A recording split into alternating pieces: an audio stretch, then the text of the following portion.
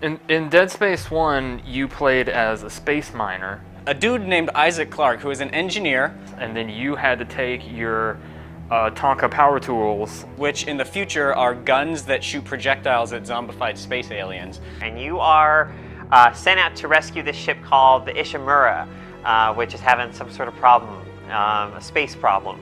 You had a special lady friend who maybe was missing, or... There's a woman who you're going after. I believe that she's Isaac, the main character's girlfriend. She was stationed on the Ishimura, and you want to find her. And you occasionally see these visions of her, and and hear her voice and stuff. I don't think this was the game where she was evil yet. And you're on a ship. Which I think is a planet-cracking ship, which I think is a ship that cracks planets. You get to the Ishimura, and the crew of the Ishimura are turning into these necromorph creatures that have really sharp arms and... And then you put on your spaceman suit, and then you start killing space zombies with your space carpentry tools. There was, I think, a marker on the planet that it was cracking called Aegis 7 or 8? Aegis 7. Let's go with Aegis 7. There's also a marker, and I can't remember if that was a marker or like a marker. But they did talk about the marker a lot. Now the markers are these artifacts that have been discovered, and the black marker has been on Earth and hidden and kept there by the government. But the Unitologist movement has discovered the marker. Basically, the markers are like these beacons that receive signals from the really deep parts of space where zombified space aliens live. Zombies happened? So the virus infects people, and then they become necromorphs. And the hive mind is able to control the necromorphs. So Isaac Clarke, he's an engineer. He uses a plasma cutter and a ripper.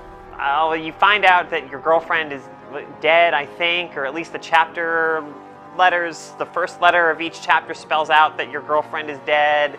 Spoiler, his girlfriend is dead. That's Dead Space 1. Isaac was captured and tortured by Earthbound, his mind harvested for the marker's secrets.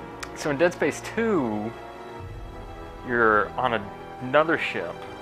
At the beginning of Dead Space 2, you've been in some kind of insanity coma for a while.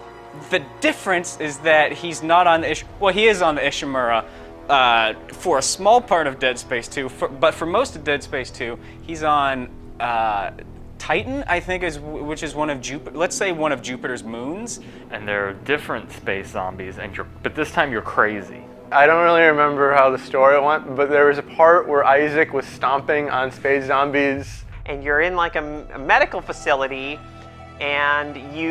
but then all hell starts breaking loose. And it was in a medical bay.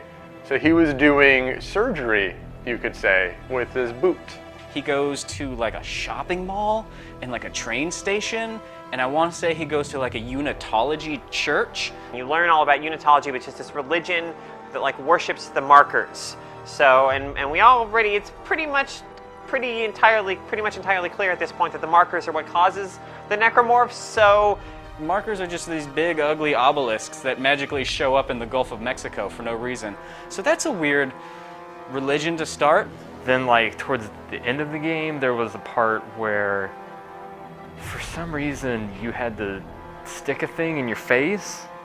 At the end, you go into your own brain and you face the demons that haunt you. It's the real battle was never against the necromorphs, it was against yourself, and you triumph over the demons inside you and you win, and then the game ends. That's the end of Dead Space 2.